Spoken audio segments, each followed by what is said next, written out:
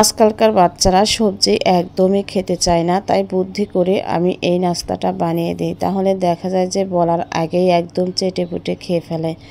তো চলুন কিভাবে আমি নাস্তা বানিয়েছিলাম সবজি দিয়ে সেটাই আপনাদের সাথে শেয়ার করব।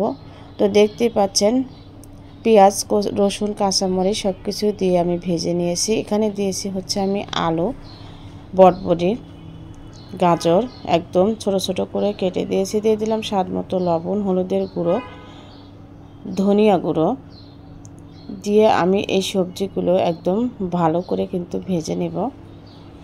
এখানে সয়া সস দিয়ে দিলাম 1 চামচের মতো। সয়া সস দিলে ফ্লেভারটা একটু ভালো আসে, বাচ্চারা খেতে পছন্দ করে। তো সয়া সসটা বাসায় থাকলে অবশ্যই দিবেন, না থাকলে কোনো সমস্যা নেই। তো বলতে বলতে কিন্তু আমার এটা হয়ে গেছে, আমি একটুখানি ম্যাশ করে নিচ্ছি। তো পুরটা আমার রেডি হয়ে গেছে। এখন আমি একটা ডো রেডি করব। দিয়ে দিলাম হচ্ছে 2 কাপ আটা অথবা ময়দা একটা হলেই হবে। আর এখানে আমি স্বাদ মতো লবণ দিলাম।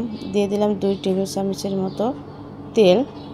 প্রথমে একটু ভালো করে মাখিয়ে নিব, এরপরে নরমাল পানি দিয়ে আমি ডোটা তৈরি করে নিব। খুব বেশি শক্ত আবার খুব বেশি নরম কিন্তু হবে না। আমরা যেমন পরোটা আর লুচির জন্য ডো বানাই ঠিক ওরকমই হবে ডোটা। তো এই তো আমার ডোটা কিন্তু অলরেডি হয়ে গেছে। রেস্টে রেখে দিব 10 মিনিটের মতো। তো 10 মিনিট পরে তো আমি বল বল বানিয়ে রেখেছিলাম, মানে বিদ্যুৎ চলে গেছিলো, দেখলাম যে এই ফাঁকে একটু গোল করে রেখে দেই, তাহলে কাজটা একটু তাড়াতাড়ি হয়ে যাবে। তো এখন আমি যে ছোট ছোট লেচিটা কেটে নিয়েছিলাম সেটা আমি যে পাতলা রুটির মতো করে কিন্তু বেলে নিলাম। এর মধ্যে পুরটা দিয়ে দিলাম, দিয়ে আমি আটা দিয়ে একটুখানি আঠার মতো তৈরি করে নিয়েছিলাম, সেটাই যে দিয়ে একটুখানি চাপ দিয়ে চ্যাপটা করে দিলাম। তো আর একটা বানিয়ে নিচ্ছে, আর খুব তাড়াতাড়ি হয়ে যায়। আর যে সবজি দিয়ে আমি বানিয়েছি এটা কিন্তু সবসময় আমাদের বাসায় থাকে, বাড়তি কোনো ঝামেলা নেই।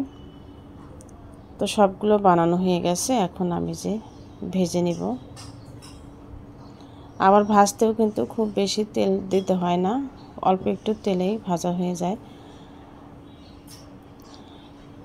আর দেখবেন যে এমন নাস্তা বাচ্চাদের দিলে, একটু সস দিলে ওরা কিন্তু একদম মজা করে খেয়ে ফেলে, কোনো রকমের অভিযোগ থাকে না। তো এক পাশটা হয়ে গেছে, আমি উল্টে দিলাম। একটু সময় নিয়ে লাল লাল করে আমি ভেজে নেব। তো এই তো ভাজা হয়ে গেছে। খুবই অল্প সময় কিন্তু লাগে, একদমই সময় লাগে না।